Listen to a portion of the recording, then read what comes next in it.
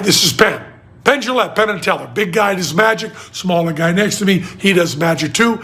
He doesn't talk that much. Anyway, I wanted to welcome you to In Time. Welcome you all to In Time with Nick. Love you all. Peace. Go get him, Nick.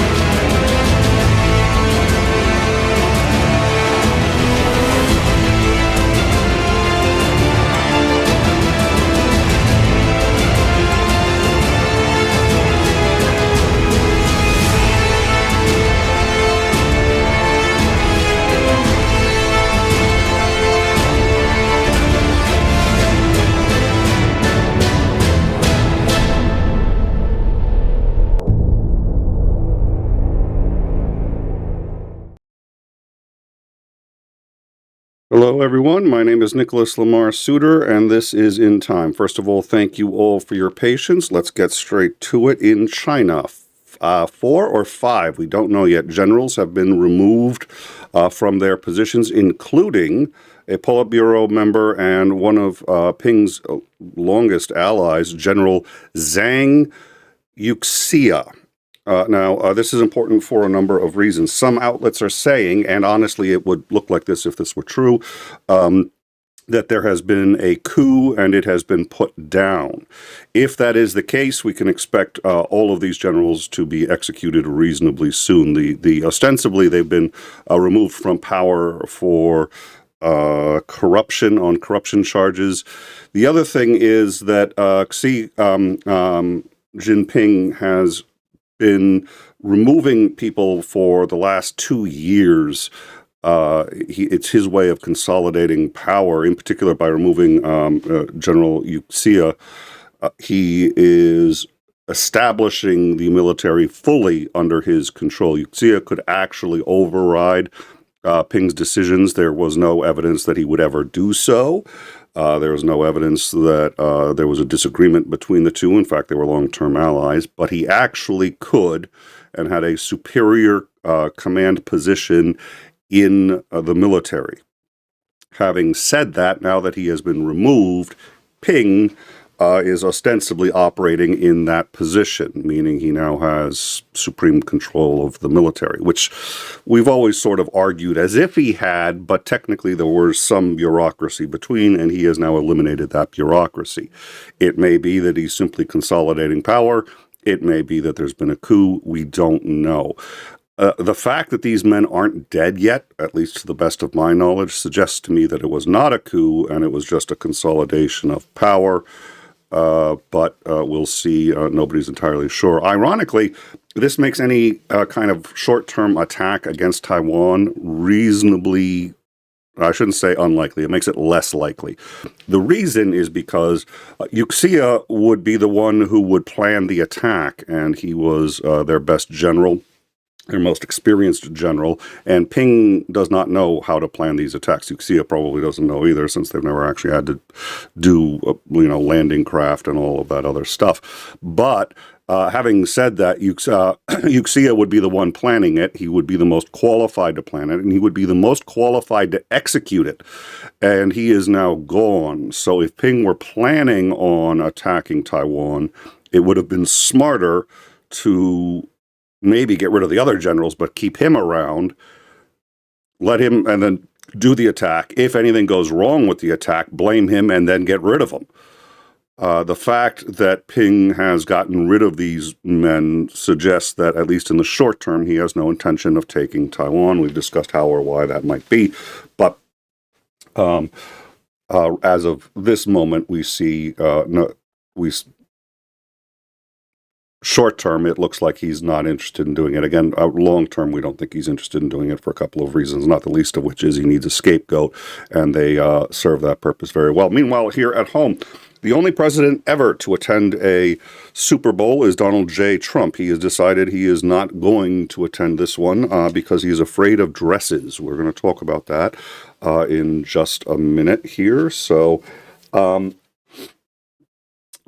Bunny, who is the performer, who I hate that I have to remind fellow Americans that he's an American, has decided that he is going to perform the Super Bowl in a pink dress.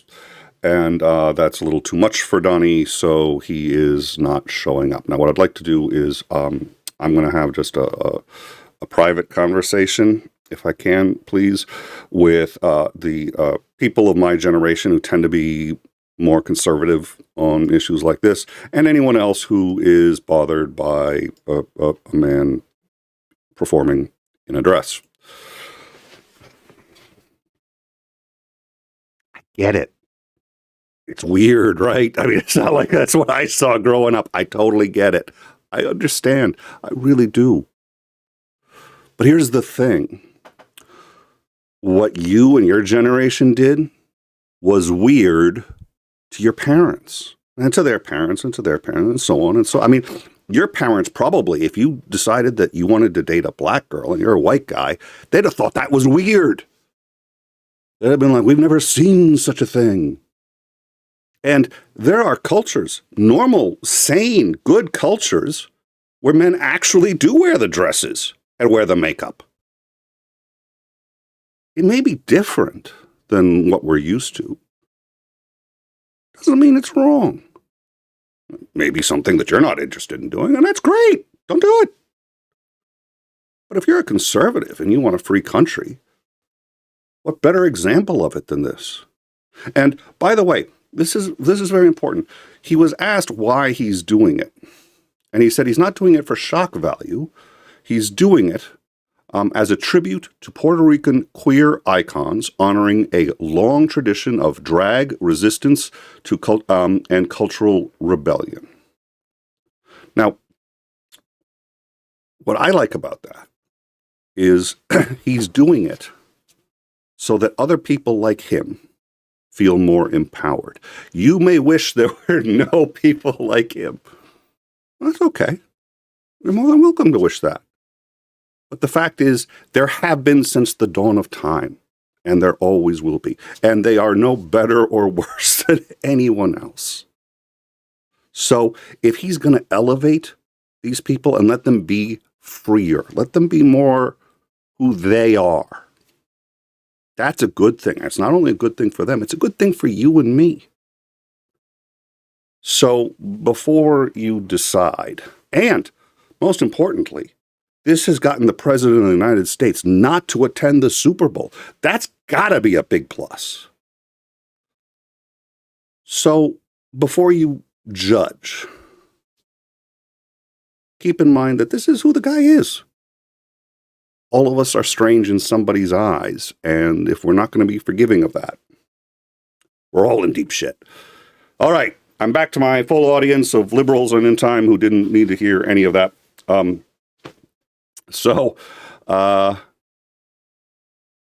The criticizing of different branches of government is something that the branches usually take very seriously. The judges who have criticized the executive branch have done so very carefully. And the Supreme Court usually never weighs in on political decisions. I want to say it was Sandra Day O'Connor who came out and ripped Trump a new one.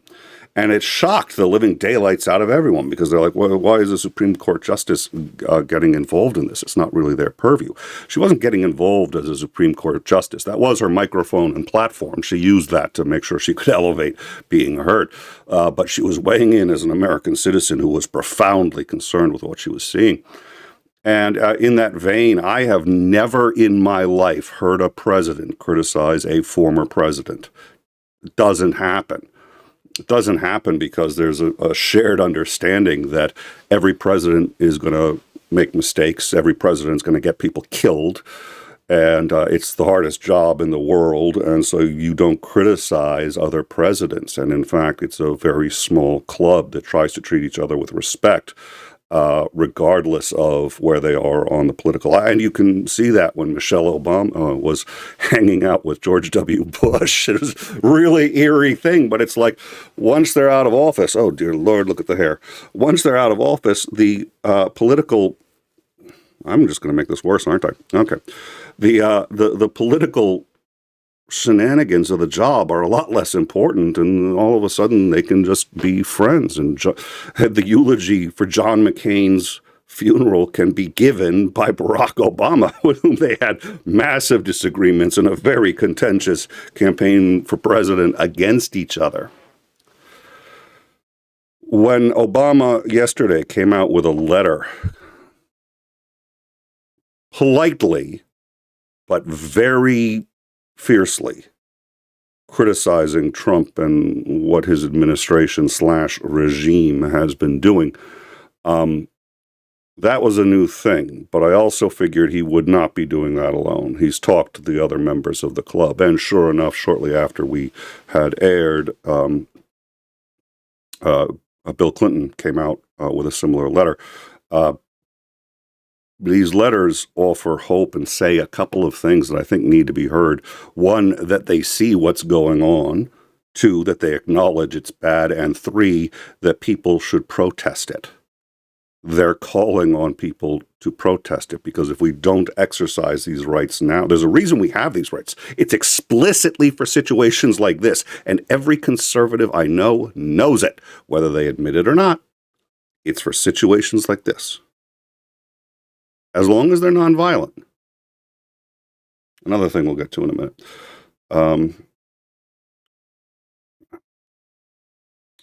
Of course, once we had technical issues for the show, it threw everything else I had out of whack. So, I'd like to read, this is Barack Obama's. We read it yesterday. It's worth reading a second time, and there's a couple of other interesting things that go with it. So let's talk about this. Statement by President Obama and Miss Obama. January 25th. The killing of Alex Preddy is a heartbreaking tragedy. It should also be a wake-up call to every American, regardless of party, that many of our core values as a nation are increasingly under assault. The federal law enforcement and immigration agents have a tough job, but Americans expect them to carry out their duties in a lawful, accountable way and to work with, rather than against, the state and local officials to ensure public safety. That is not what we are seeing in Minnesota. In fact, we are seeing the opposite. For weeks now, people across the country have been rightly outraged with the spectacle of masked ICE recruits, and it's, I think, very important that he, in fact, did not use the word agents. ICE recruits and other federal agents acting with impunity and engaging in tactics that seem designed to intimidate, harass, and provoke and endanger the residents of a major American city. These unprecedented tactics, which even the former top lawyer of the Department of Homeland Security in the first Trump administration has characterized as embarrassing, lawless, and cruel, have now resulted in the fatal shooting of 2 U.S. citizens. And yet, rather than trying to impose some semblance of discipline and accountability over the agents they've deployed, the president and the current administration officials seem eager to escalate the situation. And while offering public explanations for the shootings of Mr. Preddy and Renee Good that aren't informed by any serious investigation and that appear to be directly contradicted by video evidence. This has to stop. I would hope that after this most recent tragedy, the administration officials will reconsider their approach and start finding ways to work constructively with Governor Walz and Mayor Frey, as well as state and local police, to avert more chaos and achieve legitimate law enforcement goals. In the meantime, every American should support and draw inspiration from the wave of political protests in Minneapolis and other parts of the country.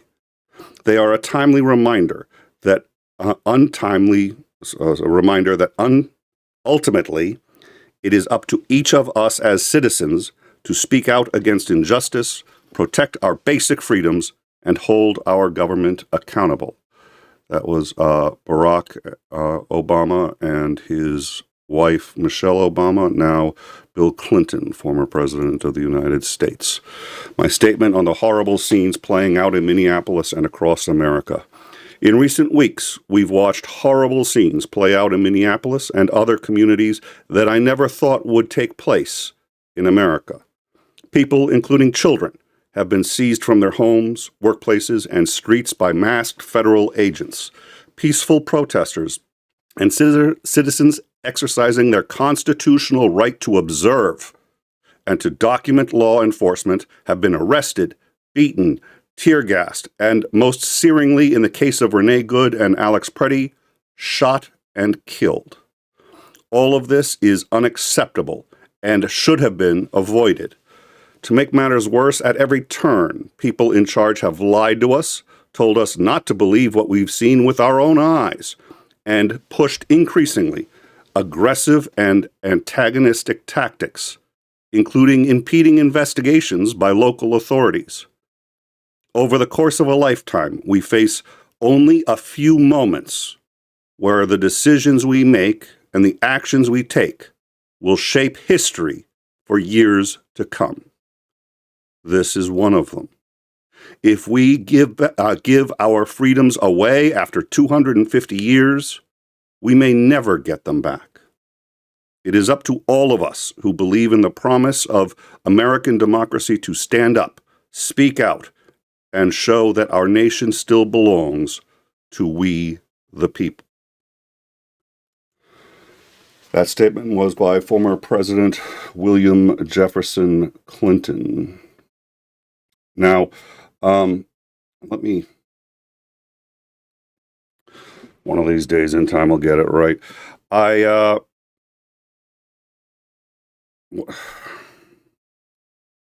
will check the live chat in just a moment. Until then, so I will say the National Guard was deployed in Minnesota yesterday, and this concerned a number of people, myself included. What happens if and when they come into contact with ICE? What they did was distribute donuts and coffee to the protesters. This is the Minnesota National Guard helping the protesters, helping them to engage in their constitutionally protected activities and serving their community, since the National Guard is in fact local. Now I'm going to put something else up, and I feel like it needs some defense. To our European brothers and sisters, I'd like to say that we are 50 states, and education isn't identical across states. My state is, for the last 10 years, has always been either 1, 2, or 3 in the top of education. That's my state. I'm very proud of that. Some states are lower. Texas is a state that I've had troubles with really since the beginning. I'm not a fan. I'm sorry. I haven't been a fan since the show started, since long before the show started.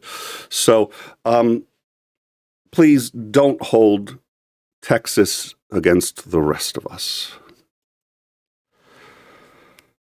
This was posted by Greg Stoker. He is running for, I believe it's the 14th Republican congressional district.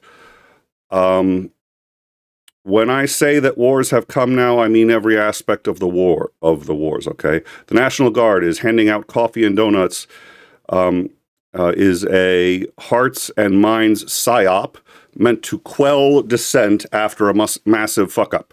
Some American soldiers are bad, but not all of them. These ones give us donuts. Please stop falling for this shit. Greg, pro tip, if you're going to be in Congress, something you need to know. This is the first day the National Guard has been deployed in Minnesota. They haven't beat anyone. They haven't struck anyone. They haven't done tear gas. There hasn't been good or bad ones. We don't know who's good or bad because they've been in a staging area waiting. I'm glad you can spell PSYOP. At least you can do that. So congratulations. By the way, Greg, your state is 41 out of 50. That means only 9 states in the entire country are worse off than yours for education. And Abbott brags about how he's actually improved that number. I think that's something he should keep quiet. I mean, if I went from 43rd to 41st, I'm not sure I'd brag about that. But that notwithstanding, this is not a psyop. Texas, please, if you're going to elect someone, elect this man.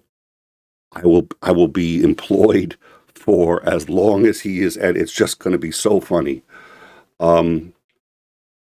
Wow. He does not know the difference between the National Guard and ICE. Okay. Good to know.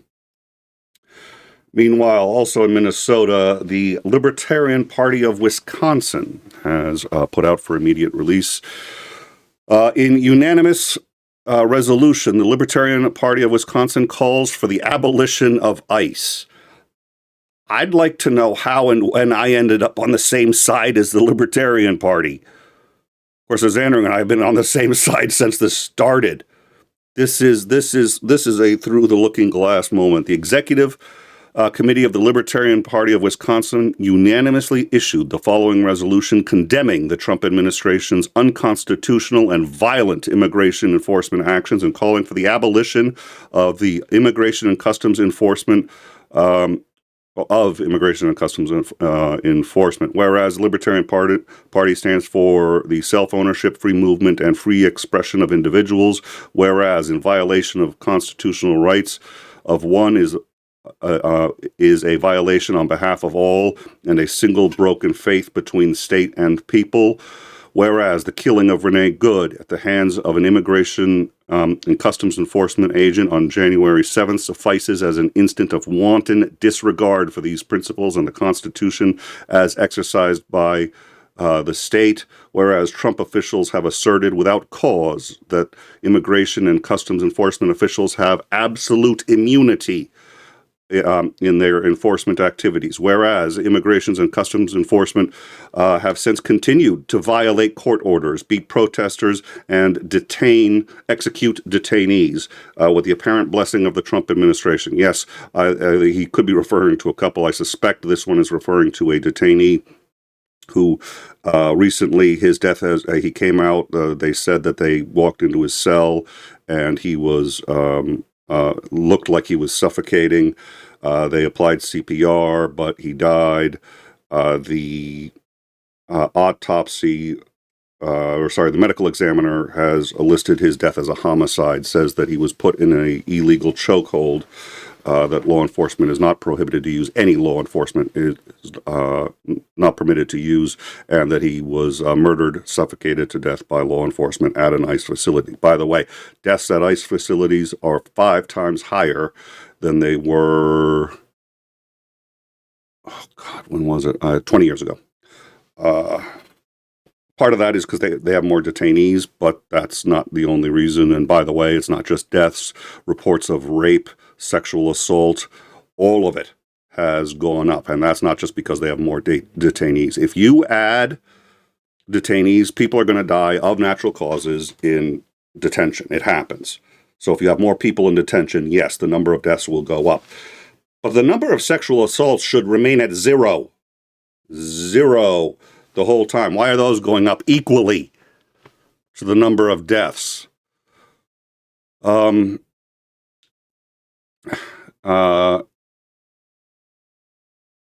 Let's see, constitutional liberty. Now, therefore, be it resolved that the Libertarian Party of Wisconsin condemns the immigration and enforcement policy of the Trump administration. They reject the claim that immigration and customs enforcement officers are immune from justice. The Libertarian Party opposes the use of the National Guard for any purpose other than disaster relief. Well, hey, listen, right now it's disaster relief, believe me. And they call for the abolition of ICE. Wow. That and the NRA is pissed at Trump, which is hilarious because Trump argued that, it was argued by so many people that, the reason they had to shoot him in the back while he was on his knees was because he was armed. Yeah, but the gun was in its holster and it never left its holster, and his hand never went for his holster, and he has a right to be armed. So now the NRA is pissed at them, which I find absolutely hilarious. Let me quickly check the live chat, and then I want to try to get to a couple of things. Is that one of them? So what we have remaining, there's a couple of things I want to talk about, but one of them is the call between Walz and Trump, which appears to have gone very well. Both sides reported that they found it kind of an amicable discussion. The White House has made some concessions. We are going to talk about those concessions.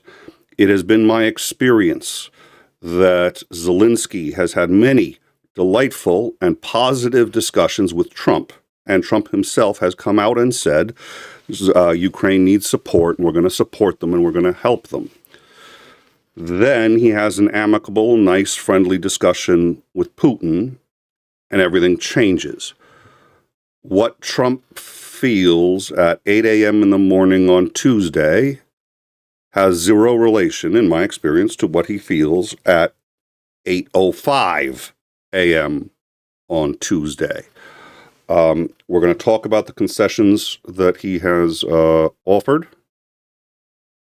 But first and foremost, like I said, I would like to get into the live stream here. Check on, let's just see.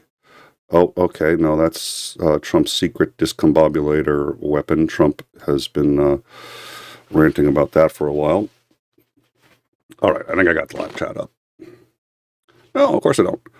All right. Well, that should be an easy fix. So let me just... YouTube's acting a little funny today. This one was actually not my fault. This was YouTube. Although I still have plenty to... Don't worry. Dave and I will screw something up somewhere. Dunk on you, $20. I have work at 2:30 a.m., so I'm going to leave this for the lights. Got to go to bed. Slava Ukraini, Heroyam Slava, and I like working in light, so thank you, sir. I really appreciate it. Thank you, too, for the Dunk for the 5 memberships. Papa Dutch, $5. Corruption charges in China usually means you just became an organ donor. Yeah, I think Papa Dutch probably... has a point there. However, he's removing them, and like I said, we really don't know if it was an attempted coup or not, but whatever it is, Ping now has more power than he's ever had, which is not a good thing. So, let's see. Renegade Chungus, $5. Will this coup in China have any effect on the sales of foot picks? Asking for a friend. Well, you can tell your friend that, to the best of my knowledge, most of those, I don't know if they're imported. The tariffs are going to affect it more. With Ping more in control of the military, he may get a little more aggressive. And so the foot picks could become a problem. But for now, and I'm sure it's because you've invested, your friend has invested in foot pick stocks. And I think, okay to stay invested in them for now. But keep an eye out for how many people he murders, because past a certain point, it could have a detrimental impact on the stock of products coming from China. I'm just saying. All right, let me see if... okay, we got that there. Thank you very much for that. $5 super chat, Renegade Chungus. Papa Dutch, $5. Point. We already have Border Patrol and Customs Bureau of trained personnel. ICE is none of these. Yeah, it's... The lack of training is another... unbelievably huge problem.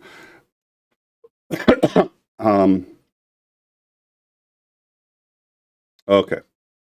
I may have found what I was looking for. While I keep looking for this, what I'm going to do is Okay, that's not what I'm looking for. All right. There is right now depositions being taken for a case of some sort. It looks like a case against 𝐒𝐚𝐬, Trump, many members of his administration. I'm going to see if I can get the deposition up here because I'd like to show it to you. But they've deposed the nurse who, actually, I don't think she was a nurse. She may have been a doctor. She was a medical, no, she was a pediatrician. So she was a doctor. She was a pediatrician.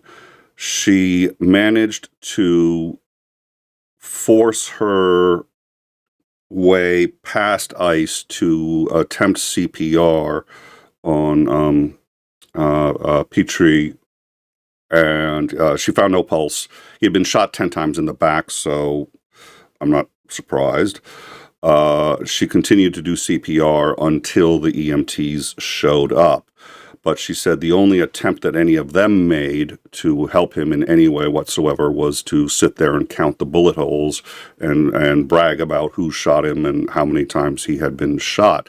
So this is sworn testimony that she has already been given, and she's handed over her cell phone footage. A number of other people have cell phone footage that they have handed over, presumably for murder charges, or I don't. It clearly there's a case.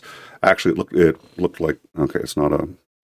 And it's being in district court. I'm curious to know what that's going to be. All right, so thank you for that. And then let's see. All right.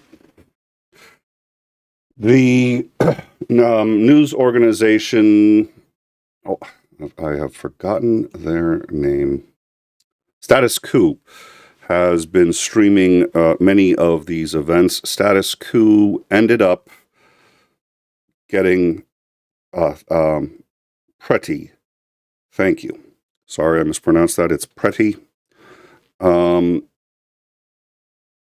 Yesterday, there were protests outside the hotel of ICE in Minneapolis. What they've been doing is just screaming and yelling so much that nobody can get any sleep. This usually results in a couple of different things happening. One, the officers can't sleep. Two, even if they have headphones or whatever else, it is very difficult on the owners who know that they have other hotel guests who can't sleep. So they have, in many cases, actually kicked ICE out because they don't want to become involved in the political shenanigans. There does appear to have been some graffiti, some, again, that really needs to stop. But having said that, it appears what happened was Status Coup, which is a legitimate press organization, was monitoring this and had at least one cameraman and one journalist there. The journalist was holding her phone, watching the situation when ICE told them to back out. She did as she was instructed by ICE, backed out with a number of other observers. And then ICE opened fire with pepper rounds on all of them and tear gas on all of them. We're going to show you now the reporting of that directly from, this is from the Status Coup and their own cameras as this happened. And hold on. This is, all right, so she's, I think they're going to flash to right before. So they literally all came under attack, and they had been doing nothing but watching with cameras. And, okay. So this is the Status Coup. They're doing their intro here. Okay, here you go. Here we go. Oh, it was there just a minute ago. Dave.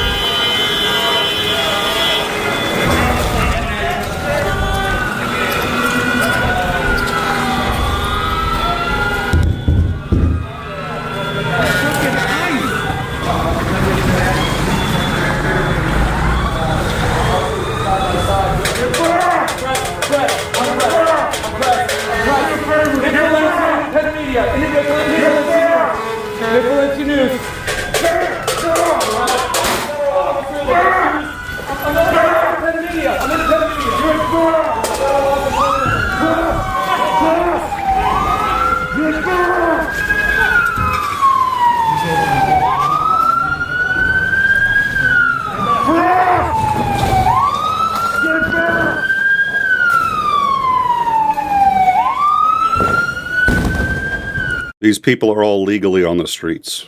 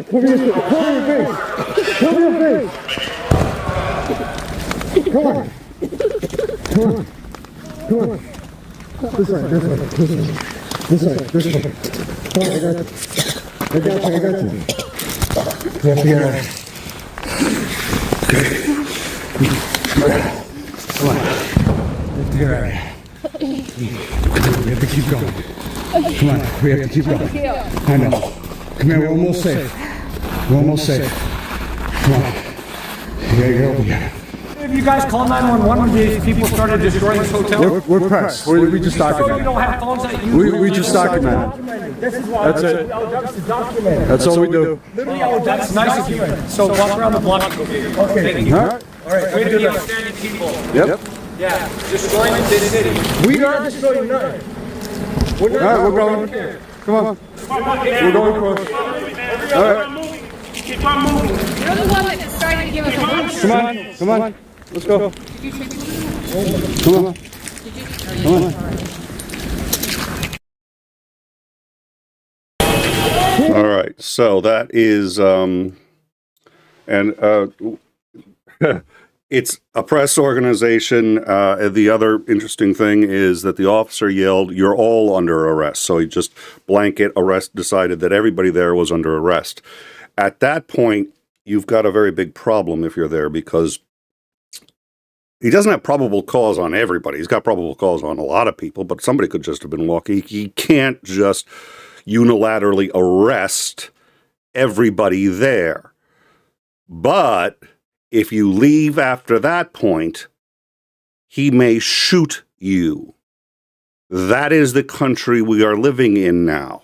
As soon as he said you're all under arrest, you've got a very big problem. Do you stay, even though he doesn't have the authority to say that, or do you go and risk the fact that he could shoot you and say it was justified because you had been under arrest and were resisting? Holy smoke. As a result of his own party's activities, Republican 𝐋𝐚𝐬, who was running for governor of Minnesota, has left. He has withdrawn from the governor race, saying that he could not support the national GOP and would not do so as governor of Minnesota. Quote, the GOP's, quote, stated retribution of the citizens of our state. I cannot support that, nor can I count myself as a member of a party that would do so. The governors of states are usually considered to fall in line with the general overall strategy of that party. That's why they have the governor's dinners and all those other things. And if he won, he'd be expected to toe the line, as many Republican governors are doing, feeling that he could not do that. He would rather bail on the race than stay in the race and run Minnesota in the condition it's under. That has surprised a lot of people. Nobody saw that coming. Quote, United States citizens, particularly those of color, live in fear. United States citizens are carrying papers to prove their citizenship. That is wrong, he said. So, what's being done? As I said, Donald Trump has been on the phone with the governor of Minnesota, Walz, and they both said that it was a good conversation, and they brokered, at least temporarily, this deal. Gregory Bovino, who is in charge down there, they have said that they will remove him. And he has ostensibly been demoted. He was, quote, commander at large for the Border Patrol. He will be returning to his former job in El Centro, California, and is expected to even retire soon. So I don't know if that's with a wink and a nod or not, but that is, and he's, I don't think we have a picture of him right now, but he is the commander at large and responsible for what's been happening down there, and they will be sending somebody else in his place. The one they will be sending, Tom Homan will go in his place. Tom Homan is the actual border czar, which is kind of this fictitious position. And by the way, when he leaves, he'll be taking with him between 1,000 and 2,000 of the 4,000 troops deployed there. That is the deal. Now, I will tell you this. Reducing the number there is good, but Walz wants that number to be at 0, so does every Minnesotan. So while this is a good place to start, Minnesota is far from done. I will tell you something else. From what I know of these gentlemen, it's going to be about a week before Walz calls back the White House and says, could you guys take Tom Homan back, and we'll take Bovino back. Tom Homan is insane. He is one of the most brutal members of this administration. I don't know if he enjoys it or not because he acts too much like a robot. But when asked on national television about all of the children he was deporting, and it was a lot of children. And by the way, I suspect he's going to come with agents. So if ICE removes 1,000 agents as they pull the old commander out, and he comes with 2,000, well, Trump has still kept his deal. This guy is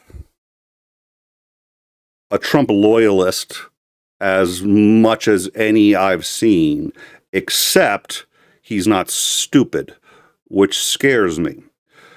He was asked about the large number of children who have been deported, and American citizen children, American citizens under the age of 7, or I should say, actually, I think it's 10 or under, that have been deported. And he said, we haven't deported a single one. We don't deport American citizens. Well, wait a minute. Here's a list. Something like 5,000 or 6,000 American children that ICE has deported. I said, no, deporting them would not only be illegal, it would be inhumane. We at ICE are one of the most humane departments, and he's actually said this, that it's one of the most humane departments that exist in the government, mainly because of the drain that is, if you were to fix immigration, you would fix the entire country, is his argument. He said this more than once. He said, what we do is when we find a mother who's not a citizen, we can't just separate her from her child. But, we can't let her stay either, so we do the humane thing and give her a choice. She can be deported all by herself, or she can take her child with her if she wants. What could be more humane than that? He is taking Sophie's choice and turning it into an act of virtue. It is shocking.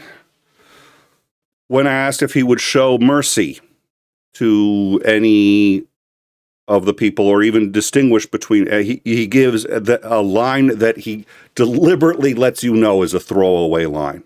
He's like, oh, of course we go after the bad ones first, but they're all bad. So when asked how he could defend that, and don't they have a right to due process, he said, no, they have no right to due process at all. Why? Well, because as soon as you've entered this country illegally, you avoided due process, so you don't get the protection of due process. And suggested that he was as entitled to take them out by airplane as he was by body bag. And that really it's their own behavior. And he has, now he gave an interview on Fox News when he was first named the new czar. And I think this is before this was while Trump was picking his cabinet, before he had gotten into office yet, but he had won the election. And let's see, how is it pronounced? I think Dorito or somebody dropped in how it's pronounced. What's his name? Homan. Thank you. He is very much, he's got the Marine mentality. He has it on all the time. His rhetoric has calmed down since he's gotten the position. But I think that's because he's aware that he can't maintain that rhetoric and give plausible deniability to the rest of and he's not stupid. I wish he was as dumb as Patel or Bondi. He's not. And I find that terrifying. And he constantly refers to all of the things that Trump has done well, but he doesn't brown nose to the extent that he makes himself look like an idiot. But he makes it also crystal clear exactly where and he has refused numerous judicial orders. And he has said openly that he will continue to do so. In fact, telling Fox News that a judicial order has nothing to do with him, even if he's named on it. The reason is he is simply an officer of the law. His boss tells him what to do. If Trump tells him he needs to stop, then he stops. If Trump tells him he needs to escalate things, then he should escalate things. If a judicial order tells him to stop, well, then Trump needs to evaluate whether or not that is a legitimate judicial order. And if Trump reaches the conclusion that it is, Trump should tell him to stop. But it all ends and begins at Trump. So this man is very much a loyalist to Trump as Pam Bondi, Kash Patel, any of them. But he's much savvier about it. And he makes no bones about his opinion that you're either an American or you're not. And if you're not, you have zero rights. He's said that as well, too. Again, you don't have a right to due process. The Constitution does not apply to you. So he paints what he does and the use of things like tear gas, batons, and so on and so forth as compassion, because the alternative is just shoot them all dead and carry them out of the country. That's who's coming in instead of the commander they've got now. Just so that we're all clear. He is terrifying. And, okay, there was one. Oh, yes, there is one other thing. Biden's Justice Department had him under surveillance, and the FBI posing as businessmen, once Trump had won the campaign, went up to him and asked for special favors from the Trump administration and asked if he could deliver those favors. He said yes, he could, for the price of about $50,000. They said, all right. They made the exchange, and he walked off with the $50,000 that he got from 2 undercover FBI agents who were investigating bribery. That investigation was dropped the second Trump got into office, and then Trump put him into his cabinet. I mean, the czar position does not exist. If it did exist, I would assume it would be a cabinet-level position. It's a high-ranking position, and the FBI had him dead. You want to go watch him accept the bribe, you can do it. It's easy enough to do. This is who's coming in. This is who Walz has accepted to come in instead of the current guy they have, who I've seen him talk. He's not Mr. Warm and Fuzzy. But, wow. So I want to make crystal clear. I've talked before about when I'm heartened by certain things. I am immensely skeptical. I just give you guys my opinion. Sometimes it's that things are going better than they look. Sometimes it's worse than they look. This is worse than it looks, because when you look into this guy's background and you see who he is not capable. He is not capable of showing up and not making things worse. That's what he does. He looks like, acts like, talks like an enforcer. If you see the interviews with him, every now and then I found an interview where he's calm, but he starts to lose his temper too. I love the ones where he loses his temper and he does it a lot. He does it a lot because that's when you learn what he really thinks. And it's terrifying. I swear to God, he would have no problem. Thanos snapping. His only problem with Thanos snapping everybody who was not born in this country away, his only problem with it is that they wouldn't suffer. And I don't even think it's because he's a sadist. I think it's because he's an egomaniac. They dared defy me and my country. They have to pay a penalty. He believes very strongly in that. He is a scary fucking man. I am convinced he's going to show up with a small contingent of 1,000 officers or something like that. And by the way, my concern is they're going to be well trained, but the training isn't going to be, and he's been doing it. He's been doing it because he's smart enough to think ahead of this. So what he's been doing while all this is going on with the untrained officers, and we've been paying attention to the guys who literally murder someone and say, wow, this is just like playing whatever the game was they compared it to, I forget. I can't Call of Duty. So he's been quiet, and I've been worried about that. And he is now being brought in, and he's actually a superior. So they're bringing up a superior, and Trump has said that the reason he's coming in is to ease the tension. Ease the tension. We're going to talk about tension in a minute. Tension is an extraordinarily important word, and we're going to talk about it. I don't think the tension needs to be eased. The violence does, but those are two different things. So he's coming to ease the tension. China in a bull shop doesn't even remotely come. I mean, look this guy up. We've got some things on him. He may need his own channel on the Discord. He is that fucking scary. He is not right now a top lieutenant of Trump that we know of, but that's only because he's smart enough not to go there yet. He's not a genius, but he is not stupid. So he, let's see, there was the 50, he took the 50,000. He's going to show up there. It's not, I am not optimistic. I'm not optimistic at all. This is going to make things, I think, far, far worse. And what he's been doing, I suspect, is training ICE officers, but training them to use brutal tactics more effectively. In his view, he looks at the shooting a couple of days ago and says, oh, the officers, it took 6 officers to murder him? Really? guys, we got to clean up our game. One officer should be able to murder two people simultaneously if they're unarmed. If they got a gun, okay, maybe one-on-one. That's what he's thinking. And he's going to come with his own detail. And they're not going to be these we are going to want these untrained guys back. This is, I suspect, an escalation. We'll see. If this really kind of reduces the tension, right?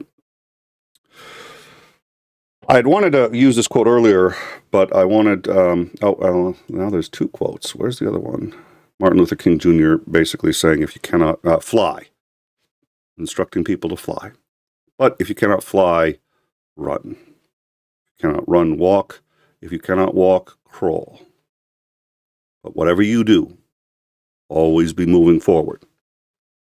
We've said that before. We've talked about it before. We're going to talk about it again in future shows. Always be moving forward. And if you're worried about what's going on, 2 former presidents have just come out and said, join the protests or find some way to support people who are involved. We're involved. We're in education. We are absolutely involved. Everybody on this channel, in every way that they contribute, is involved, whether they're flying or crawling. Get involved. The chances to get involved non-violently are getting slimmer and slimmer. In his 1957 book, Stride Towards Freedom, Martin Luther King Jr. wrote, "True peace is not the absence of tension.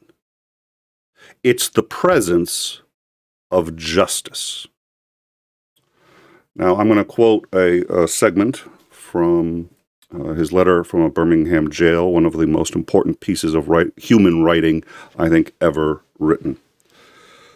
He is writing to clergymen who have told him that what he's doing is agitating and causing trouble and increasing tensions when they need to be decreased at a time when the civil rights movement has a chance to move forward. And he goes through all of their arguments and disassembles them all one by one. Now, he was a strong advocate for breaking the law, but with respect, which means he took all the punishments for the laws that he broke, and he only broke the unjust laws. So when the law said he couldn't sit at a table for whites only, he would go and sit at it. When the cops said you're under arrest, he would say, "Yes, sir." And he would even treat the police with respect, stand up, take the cuffs, wouldn't resist, and go away. And with that, he changed the world. Letter from a Birmingham jail addressed to his fellow clergymen, who he chastises here as he says, how is it that cardinals, bishops, and ministers across the world can sit here and tell me that they're for justice but against what I'm doing? Because all I'm doing is bringing attention to the injustice. You may ask, he wrote, why direct action? And actually, before I begin, I'll say one more thing. I have to interrupt myself. Businesses shut down last week in Minnesota for one day, and there were 50,000 people taking to the streets. One of the things that Martin Luther King Jr. did, and we haven't taken seriously since Martin Luther King Jr., is the power of the purse. When the buses said blacks had to ride in the back, they said, no, this is unacceptable. They didn't destroy the buses, tip them over, or graffiti them. They stopped taking them and found alternative routes, and by doing that, broke the back of Alabama's economy. Commander has mentioned this before about the businesses. You know, the reality is we're the proletariat. We're not the oligarchy. We're not the ones with all the money who make all the decisions and all the power. But without us, they are nothing. We don't need violence. We just need to stop complying. You may ask, Martin Luther King Jr. writes, why direct action? Why sit-ins, marches, and so forth? Isn't negotiation a better path? You are exactly right in your call for negotiation. Indeed, the purpose of direct action, nonviolent direct action, is to seek to create such a crisis and establish such a creative tension that a community has consistently refused to negotiate. It is now forced to confront the issue. It seeks to so dramatize the issue that it can no longer be ignored. I referred to the creative tension as part of the work of a nonviolent resistor. This may sound rather shocking, but I must confess I am not afraid of the word tension. I have honestly worked and preached against violent tension. But there is a type of constructive, nonviolent tension that is necessary for growth. Just as Socrates felt it was necessary to create a tension in the mind so that individuals could rise from the bondage of myths and half-truths to the unfettered realm of creative analysis and objective appraisal. We must see the need of having nonviolent gadflies to create the kind of tension in society that will help raise man from the darkest depths of prejudice and racism to the majestic heights of understanding and brotherhood. So the purpose of direct action is to create a situation so crisis-packed that it will inevitably open the door to negotiation. We therefore concur with your call for negotiation. Too long has our beloved Sutherland been bogged down in tragic attempts to live monolithic lives rather than dialogue. I'll leave it there. I find it interesting because he used words that could sound violent but made it crystal clear he abhorred violence, and he made it crystal clear every time. And the officers who arrested him at his own home during a rally, one of the officers said the only reason we're alive is because he told everyone there not to touch us. They were about to burn the car, kill us all. And he said, nope. Because that's how you lose your righteous anger. When you let it just become anger. Kind of need the righteousness part.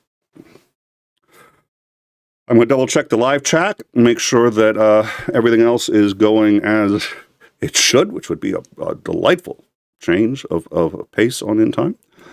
Yep, we're looking good. All right. So I would like to thank you all for joining us. Our next scheduled show is In Time tomorrow, 9 p.m. Eastern, which is kind of roughly when this started. It will be with 𝐒𝐸𝐵. And in the meantime, we're keeping an eye out for breaking news. With this negotiated where everybody's pleased, yeah, I have a bad feeling in Minnesota. Yeah, that was the one I was trying to remember. The other thing this border czar did was say that he does not recognize the legitimacy of the Virginia governor. This, he argued, because she had, in his view, broken certain immigration laws and thus lost the right to be considered a governor, and so he would not follow any laws or instructions issued by the governor of Virginia in her own state. This guy's crazy. Aren't you glad you're here? I just suddenly remember, oh yeah, here's another way he's crazy. Thank you all for joining us, and we look forward to seeing you soon. Join us on the Discord, and you can keep up with all the insanity there. And until then, everyone, please be careful, and have a good night.